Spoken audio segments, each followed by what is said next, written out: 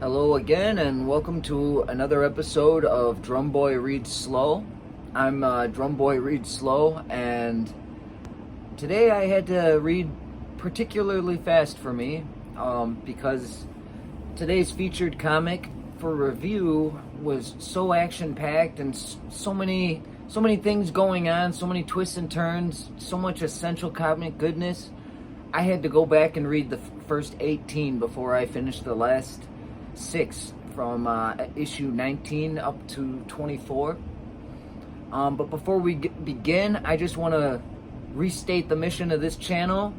We are trying to do devoted read-throughs of hot comics right now in the bigger scope, and try to get blocks of no more than 24 at a time, but try to highlight runs. And this is today's example is a perfect example of what we're actually hoping to do and hoping to accomplish here. So I'm really excited about this. Today's if you haven't figured it out already from my extravagant purchase here, today's featured comic is the now, dare I call it, legendary run by Daniel Warren Johnson at the helm of this latest iteration of Transformers within the Energon universe, which, if you watched my video yesterday, you know that universe is shared with titles Void Rivals. This is actually a Void Rivals issue. And G.I. Joe. So that's pretty interesting stuff, outside of Transformers, and it all is sewn in. But way more than Void Rivals, Transformers stands alone. And I cannot wait to dip into this. Transformers by Daniel Warren Johnson, with art by Jorge Corona and Mr. Spicer on coloring. What can I say other than wow? Look at these amazing covers. The art is consistent. The storytelling's consistent. Truly, the entire comic experience is right here for you. Not a panel wasted. One issue right into the next. Amazing sequential read. I can't say enough good things about this experience. For me, this is the type of thing, this is comics. I grew up loving Transformers. I loved the animated movie. I was a little disgusted by the live action stuff. This, to me, ultimately felt like the movie we should have gotten back in the 80s. Characters not normally in the spotlight found their way there. Old favorites shined. And this is a battle where either evil will triumph or good will stand tall. All the essentials. So let's get into first impressions. Transformers issues 1 through 6, which I ended up enjoying by means of a compendium, was it was pretty straightforward, action-packed, very fast-paced, but there were themes that seemed a little familiar. So I was left on a very, I had a very good impression from my very first 6 issues, but it was really cracked open issue 7. And the roller coaster ride that started at issue 7 and continued all the way up to 18 had me so hyped up about these last 6 issues, 19 through 24. I'd been waiting, especially for this read through. I had no issues with the thought process of, I'm going to have to go back to issue 1 and start from the beginning and read everything in a consecutive order, because that was a pleasure. and that was an absolute pleasure. And that is exactly what comics are supposed to be. So yeah, first impressions and lasting impression is the very, very first and foremost thing is you will just love it. I mean, you're going to just that comic book experience is achieved through this. That is guaranteed. There is never a dull moment. There is never the plot twists keep coming. The characters are deeper than just a bunch of robots. The conflicts, each one has its own personality. This isn't like the cartoons where it was like 5 main ones and then you occasionally saw one extra or like an extra cast member kind of got rotated in with the 5 main ones. Or maybe that isn't an accurate depiction of the animated series, but as a kid, I always wanted to know about the other Transformers and the lesser used ones, and this series, this run, highlights so many characters that never got the best shine before. I still got to go back and read the original Marvel stuff, and shame on me. I did buy the big compendium set, but the way that the shine on all these characters, and I still haven't seen several of the favorites. I still haven't seen. There's a very specific reason. One household name isn't featured beyond issue 1, and we'll get to that into the more heavier side of the spoilers. But I don't know if you've been living under a rock. If you're a comic reader and you've been living under a rock, I think word's gotten around about that little surprise in issue 1. Is all I'm trying to say. Long and short, every single possible check mark for me gets hit. Does it read fast? Does the dialogue flow? Do the characters matter? Do the conflicts matter? Does the conflict grow? Do the characters grow? Is there resolution? Every single thing. Is it morally corrupt? Absolutely not. The Autobots are unbelievably virtuous, and the integrity and how it wins out. I mean, you have to know it wins out in the end, and that's not to say evil is vanquished. We get left on a very good final note.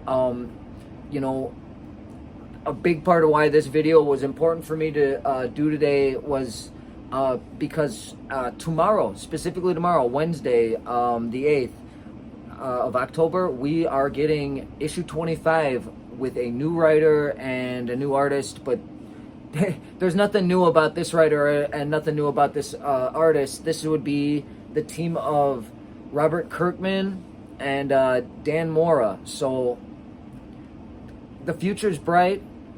But these 24 issues will live on. They were their own thing, and I really, I can't express enough. First impression and lasting impression was unbelievable. If that's what you're waiting to hear, 10 out of 10. I loved every second of it. And the one thing that kind of was like, even that lived up.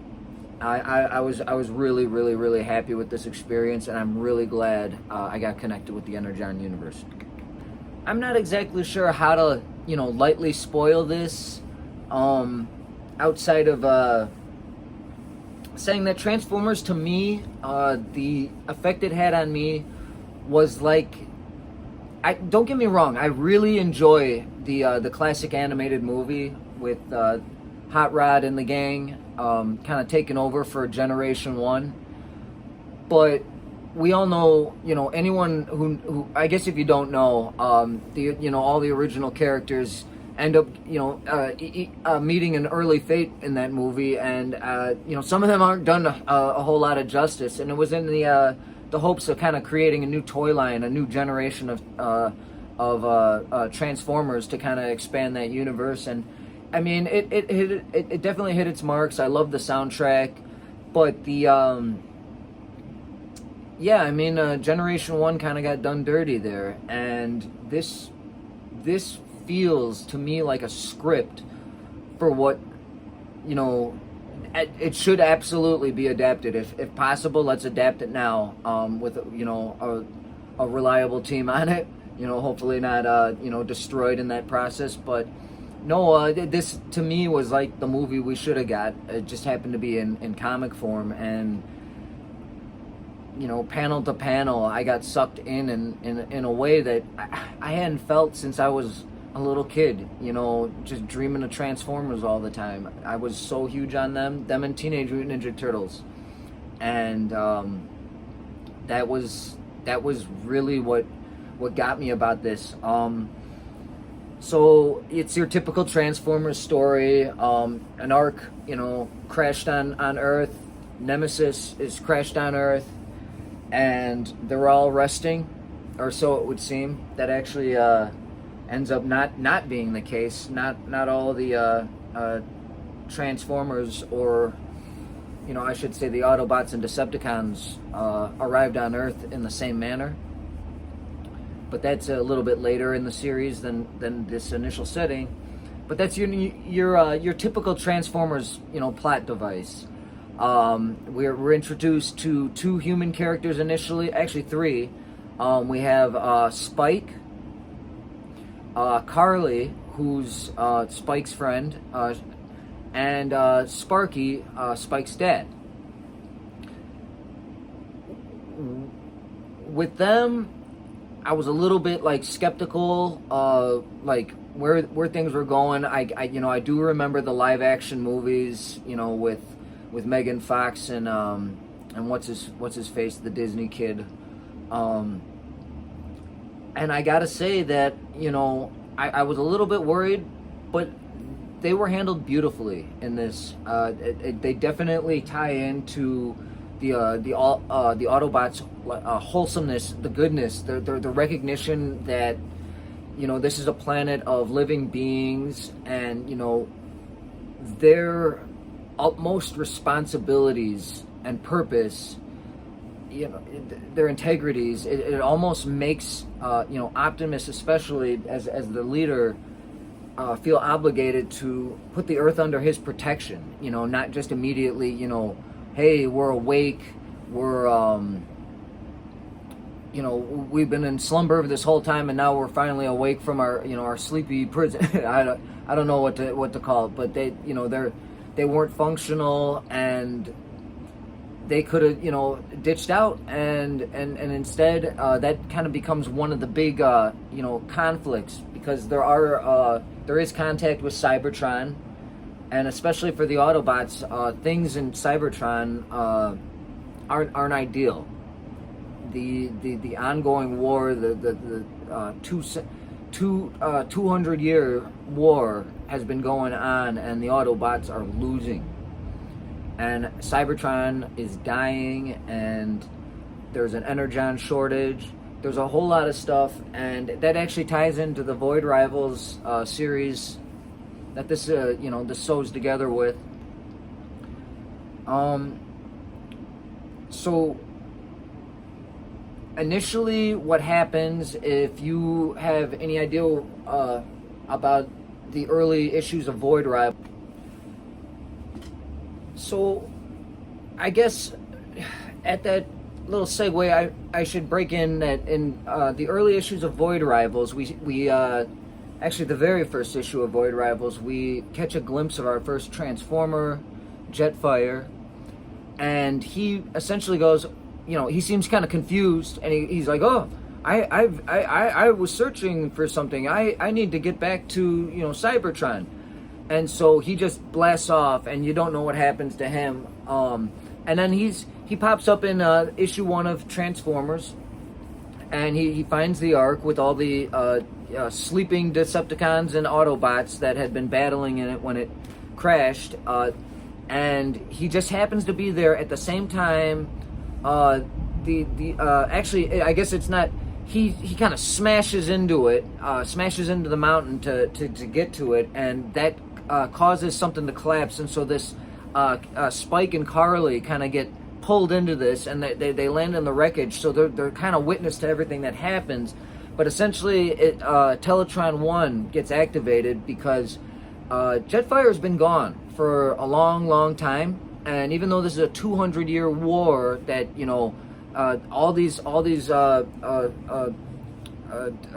Autobots and Decepticons, just laying there, they were battling this war, raging on, and they landed here, and he has no idea about any of that. So he gets Teletron 1 activated and starts reviving, and it's just kind of randomly picking who to revive. And one of the very first is our favorite, our buddy, Decepticon great, Starscream.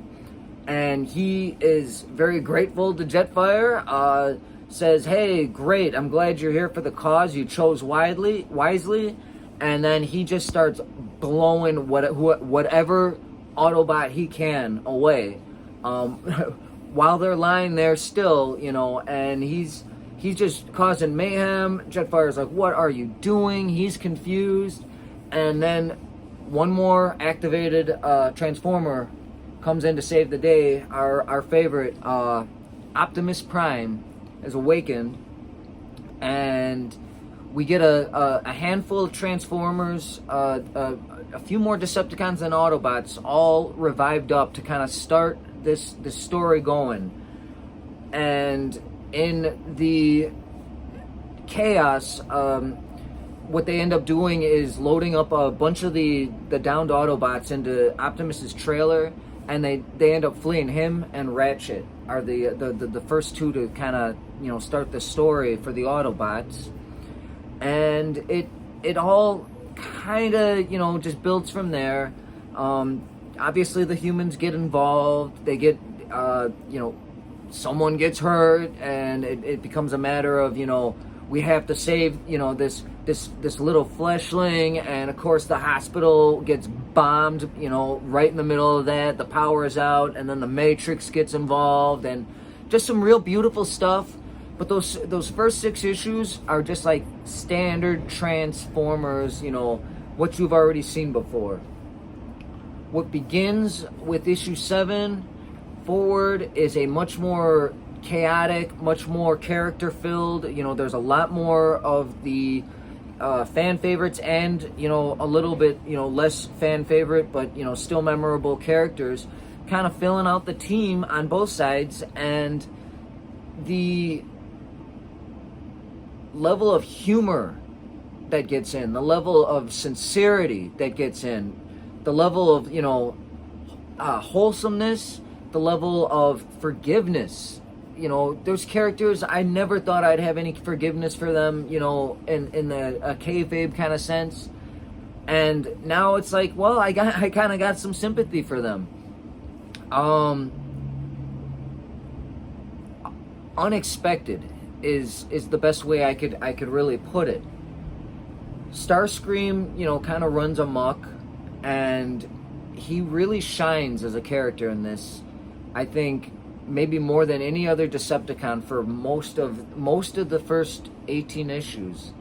He brings levity, but he also brings sympathy along.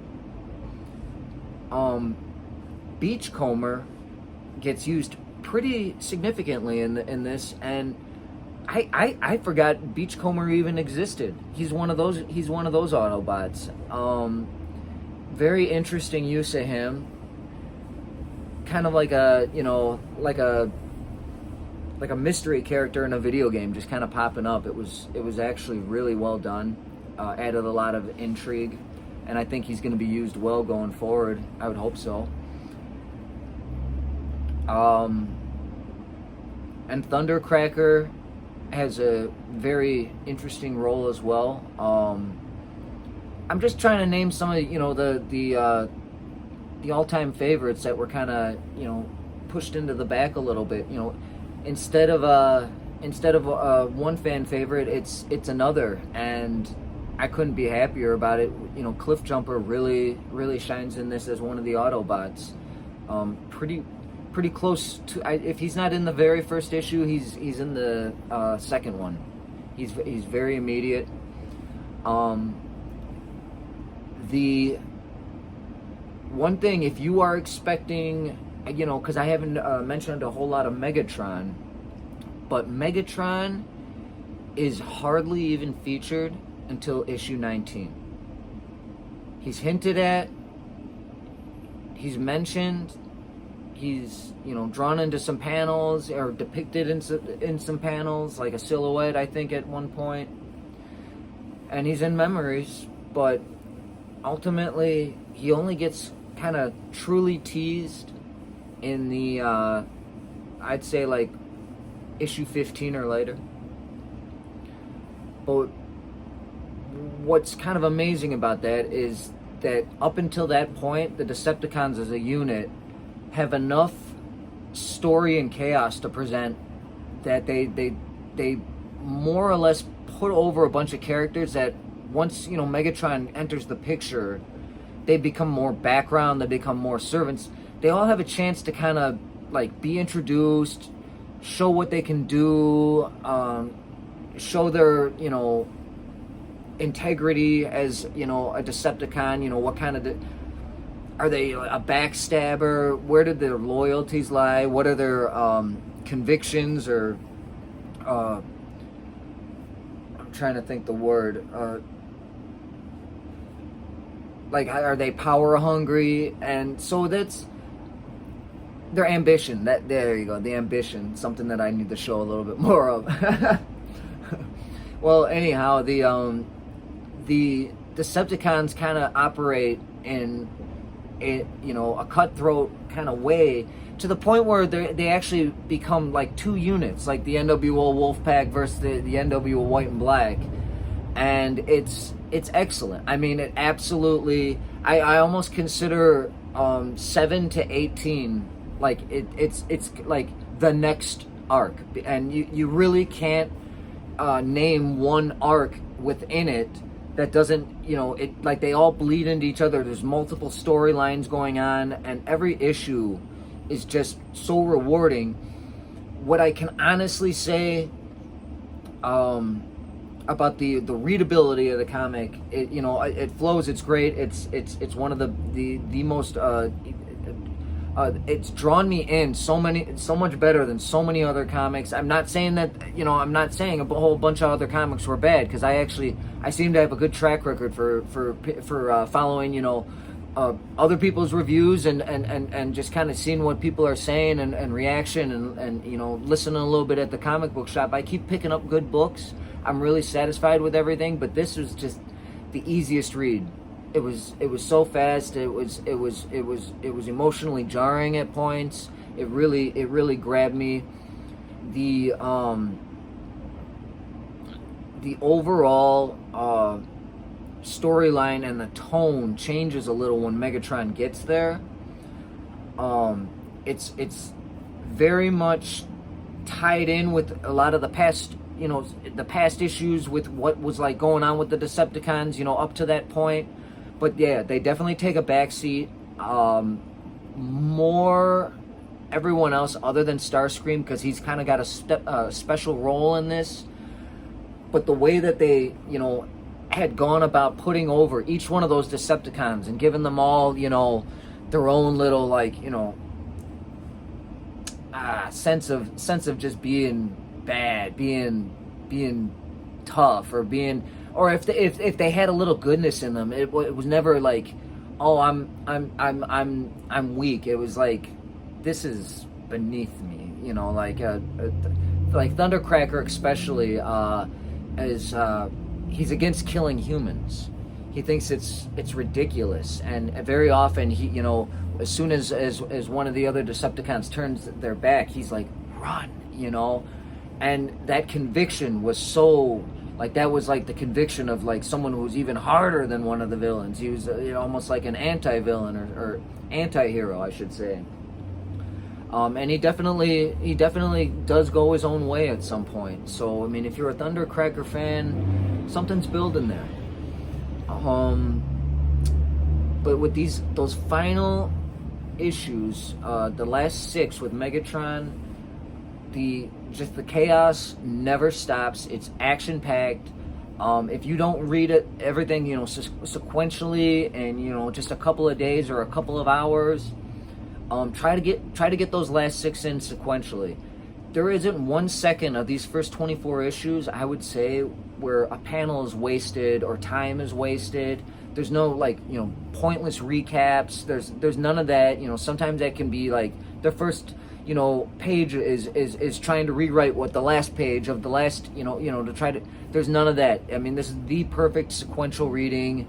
I think that was ultimately to fit in as much as they possibly could. There was a lot of different plot points and twists, as you're gonna hear when I kind of give the overall synopsis. Again, I'm only gonna try to give like spoilers for like the person that is like they're listening to podcasts because they want to know a little. They just want to hear it through a podcast or hear it by proxy, or they just want to hear enough that like, okay, I'm in. I don't want to spoil it, and I don't think I can allow myself to do those last 6 issues because this was so outstanding. With the heavy spoilers, when we get to those, I think that those last 6 issues you're gonna have to figure out on your own, definitely. But yeah, I'm only gonna give you enough to nibble on and get the basics. There was so much going on. I could never possibly fit in, within a reasonable amount of time, fit in what I plan to fit in. But if you don't want to get into the spoilers, stop the video right on this part and say, hey man, shut up dude, and just go out and or mark it on your computer, mark it on your to-do list. This was awesome. There's compendiums coming out. It's only 24 issues. It won't take that long, and this was it. This was the script to the movie we should have got. I can't second that enough. This is it, and this will be my first 10 out of 10. I want to just shine before I get to the heavy spoilers. I do want to shine a little bit of light on the team behind almost all of this.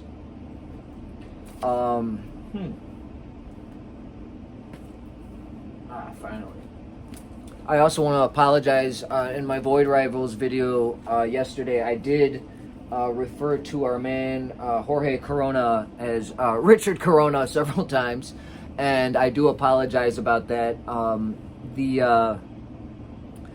don't know why. I for some reason I just keep making that mistake.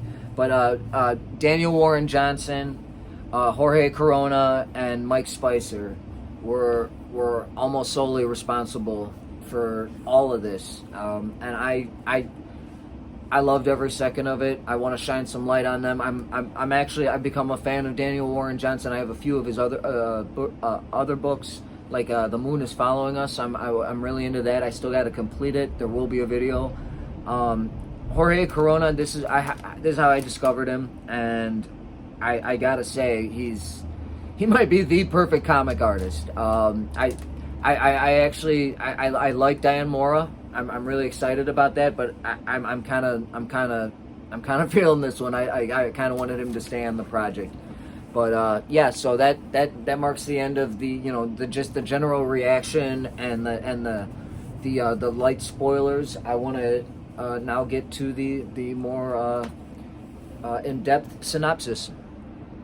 So this is the part with the heavier spoilers. If you don't want to have the storyline spoiled for you in any way, this is where you want to turn back now. Thank you for watching up to this point. If you made it this far, I know I kind of droned on. But with the heavier spoilers, the synopsis of this is going to be, pretty straightforward, pretty quick. It's going to seem like things are just coming at you, and there's no way I could possibly, for something as masterpiece, like as what Daniel Warren Johnson has done here, I can't simplify it enough. There's no way for me to go through all the details. So let me just start with, initially we only get a handful of the Autobots and Decepticons to begin with. On the Autobot side, we start with Optimus and Ratchet and Jetfire. And, I mean, if you consider Teletron 1 an Autobot. And slightly later than the rest, Cliffjumper pops up, and that's kind of the team there for a minute. Wheeljack ends up becoming, I believe it's Wheeljack and RC and Jazz that kind of fill in the group a little bit more from there. And on the Decepticon side, we kind of start with Starscream and Skywarp, Soundwave and his cassettes, and they almost initially bring back Thundercracker and Reflector, but they don't. Teletron 1 is destroyed or damaged beyond repair, seemingly at that point as the Autobots flee initially. So anyhow, we are introduced to Spike and Carly. We also meet Spike's dad initially, and we kind of get a little bit of conflict there, and then they set off to do their own thing for a minute, which is only a couple of pages. There's not a lot of time wasted here. Like I said, this is the ultimate sequential read. You want to read them back to back because you're not getting recaps at the beginning. It just rolls right into the next thing. But they by way of Jetfire's arrival to activate Teletron 1, they all wind up within the Ark, and this big battle ensues when Starscream, the first to be revived by Teletron 1, turns and sees Bumblebee laying there and turns his little arm phaser on him and blows his head off right in front of Jetfire.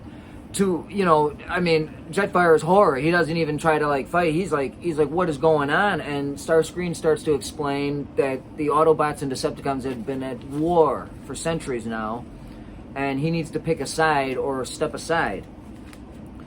Optimus comes and makes the save, and alongside Ratchet, who is also revived, they manage to not only save themselves, they actually save the two humans. And they all escape. They do load up the as many downed Autobots as they can into Optimus's trailer. That's kind of like the plan. And they just bolt. So that's kind of where things leave off with issue 1 there. I guess I should throw in, this is also, in these early phases, we are introduced to one of the G.I. Joe characters, a pretty significant one, Duke. He actually is like a ride-along in a fighter jet, and this fighter jet gets called in to investigate a disturbance at an electrical facility, like a power, not a power, I don't know, like a power plant or I'm not sure what to call it. I do apologize for not doing my research, but it's somewhere where they can access a lot of power very quickly, using human technology to help them basically rebuild their armies. So while the rest of the Decepticons are back at the Ark with Teletron, the destroyed Teletron 1 waiting for him, Starscream scouts out this facility.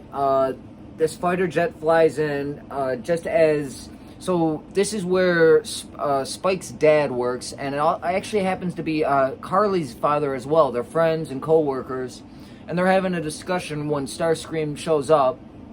Carly's dad is brutally murdered. This is the first encounter one of the first encounters Starscream has with a human, and he's so delighted by how squishy they are, he calls them squishies. And so on and so forth.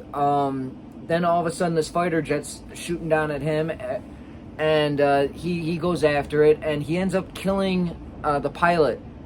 They have to eject, and he transforms in front of them, and bam, just kills him right in front of Duke. So Duke is already heated mad very early on in the Transformer series, and he wants to know what's going on with this giant robot out of nowhere.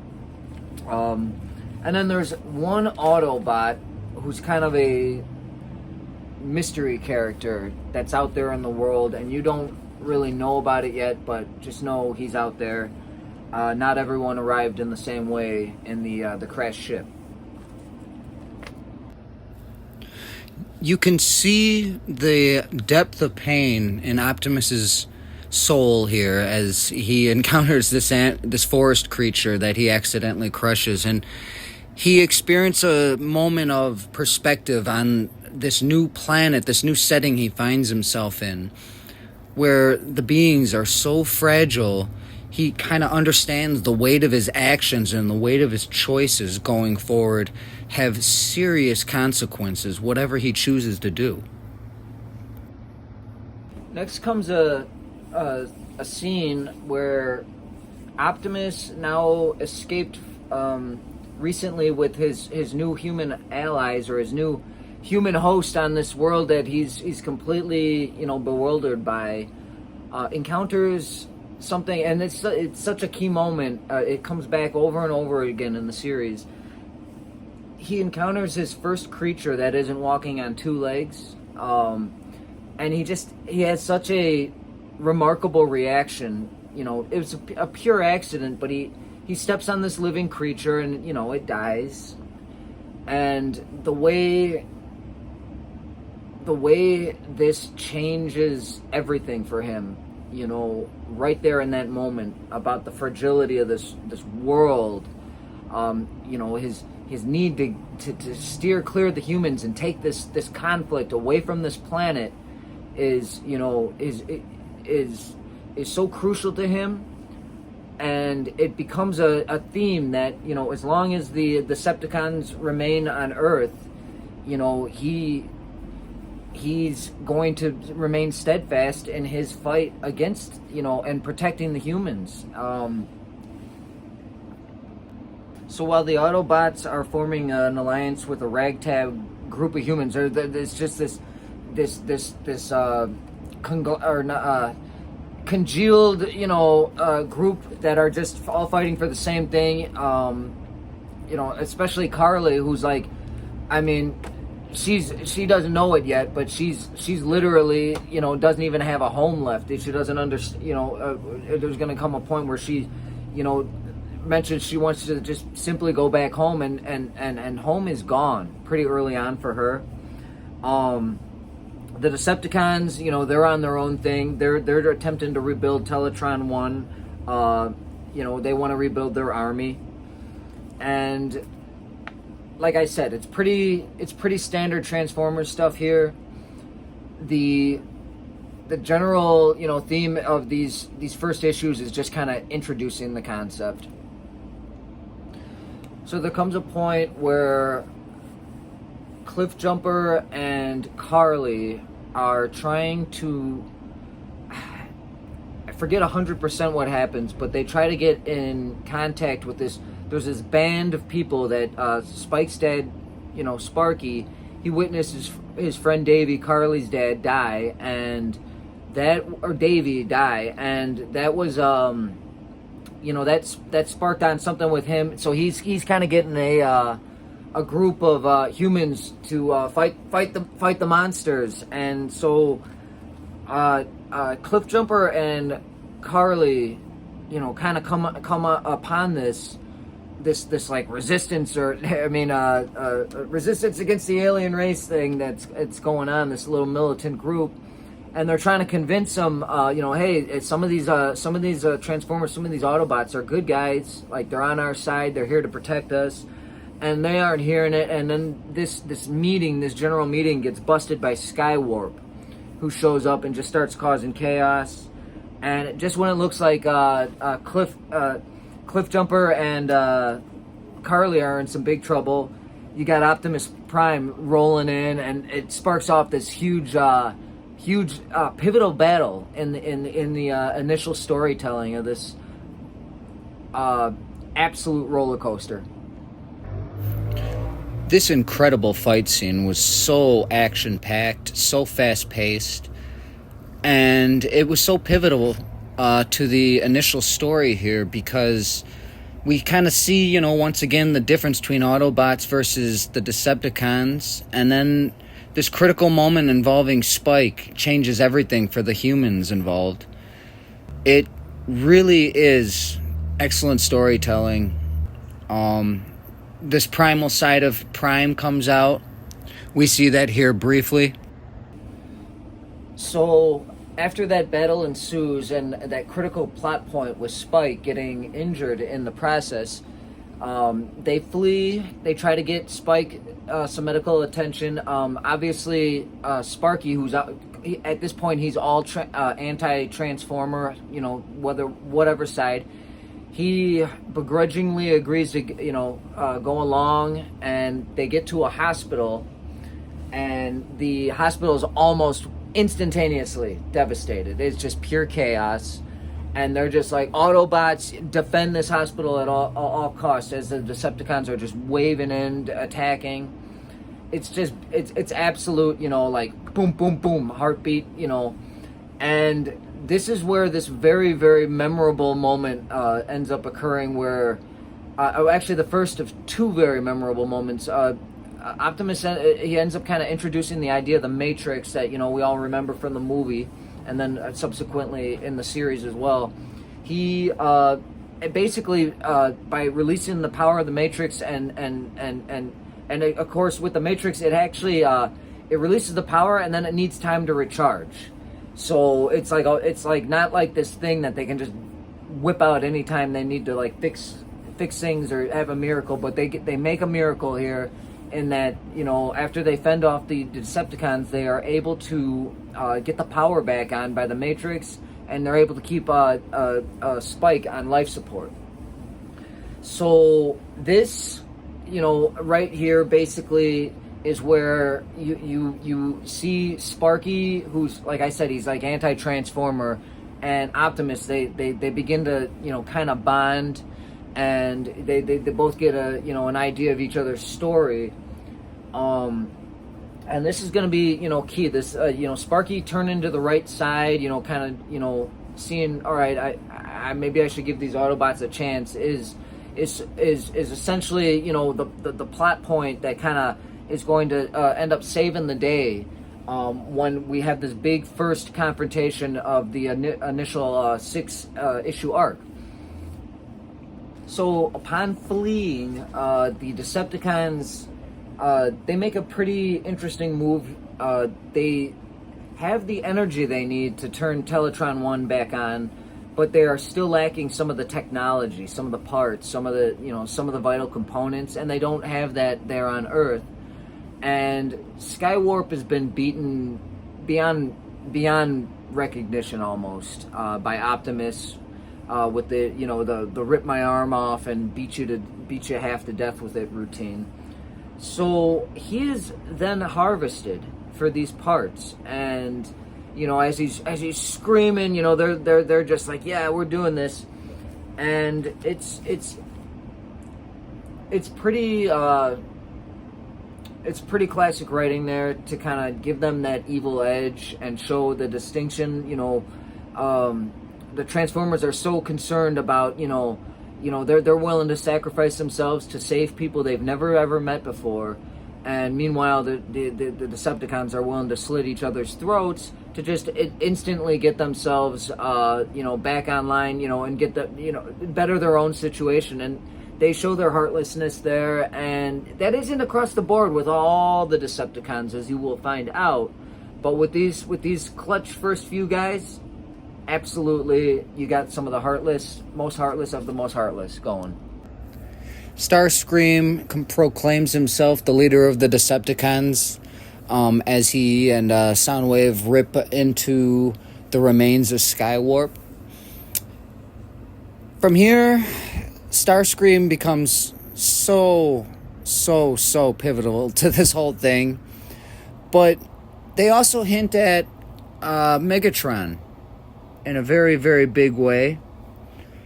He comes in later in the series, as I've mentioned, and we kind of see his whereabouts. By this point in time, with the Autobots, you have Wheeljack and RC back in the mix, and you also have Thundercracker and Reflector popping up in the pages on the Decepticon side. There might be another one. I remember there was another Decepticon that pops up and he's just instantly gone, but he might have just been a filler character that looked like one of the Seekers. But in any regard, upon his return, Thundercracker is like, "Where's Skywarp?" you know, because they're both of the original three Seekers, and so he's convinced that the Autobots have, you know, done him in and turned him into this Teletron 1 Frankenstein monstrosity. You know, you just basically see him, his torso up on the wall. So that's Thundercracker's interesting once he gets introduced. It's almost right from the get-go. He's asking questions, and it's all a big lie. It's you know, Starscream and Soundwave are the ones that did it, but he's out on a vengeful, you know, warpath from the get-go, thinking that the Autobots, you know, Optimus Prime specifically, is responsible for his beloved Skywarp's seeming demise. So that's for me, that's become one of my favorite parts of this. I'm very, you know, Thundercracker's kind of become one of my favorites. He's outside of Starscream, I guess he's my favorite Seeker. So I'm really happy to see him get some shine. I'm kind of bummed about what happened to Skywarp, but from what I can tell, there's going to be more of him as well. So that's one of the like I said, there's so many versions of these little side plots going on because there's so many different characters involved. This just only one of them, and that's kind of what, like, for me is really like makes this comic just absolutely a classic, an instant classic. Is the stakes of not just one party matter, and that is just adding to the brilliant chaos of this entire production.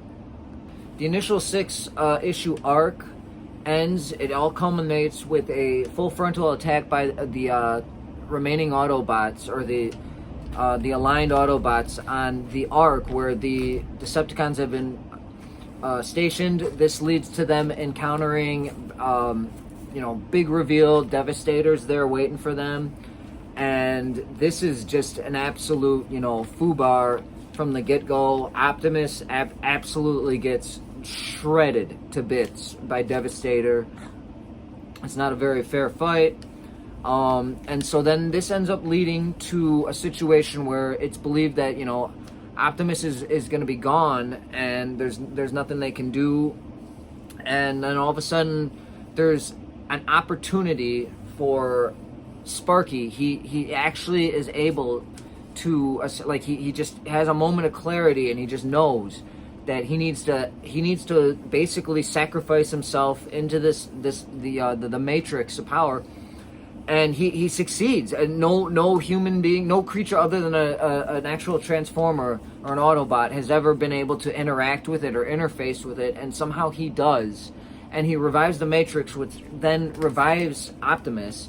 So Optimus makes this triumphant return, and he actually manages to defuse this entire, you know, Decepticon, you know, front, everything that they've built up to this point, by outsmarting Devastator. He uses his momentum against him and his size to basically get him to, you know, topple over the side of a cliff, and he ends up landing on top of Starscream. It's just it just basically is like this huge moment, and so, like, that is how that arc culminates. And, you know, you got your last couple of pages, Spike waking up from his injuries in the his hospital room and being like, where's Dad, you know? And so it's you just get this big boom off that first arc, but it definitely feels like akin to the original movie, and there's gonna be a little bit more of that. There's gonna be a little more homage coming up, or homage. So the that initial arc, I got a little bit wordy there. I droned on a little bit, but it kind of sets the tone. It's that initial piece. It's gonna be. I'm gonna try to summarize the following issues, because it's a little bit more of a roller coaster ride from here on out, and I can't say enough to prep you for that. I really, again, you should just turn this video off and just go buy this book as soon as you can.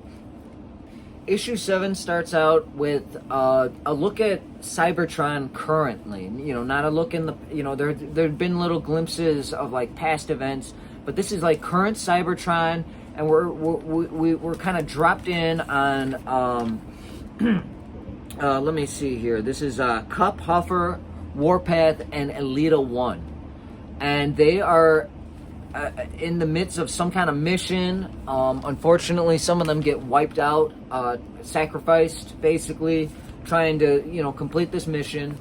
But eventually, it gets dropped down to just Elita 1 by herself, and she enters this compound. It must, you know, I'm pretty sure at this point on Cybertron, the way it looks, like what we're seeing, how it is for the Autobots, is pretty dire.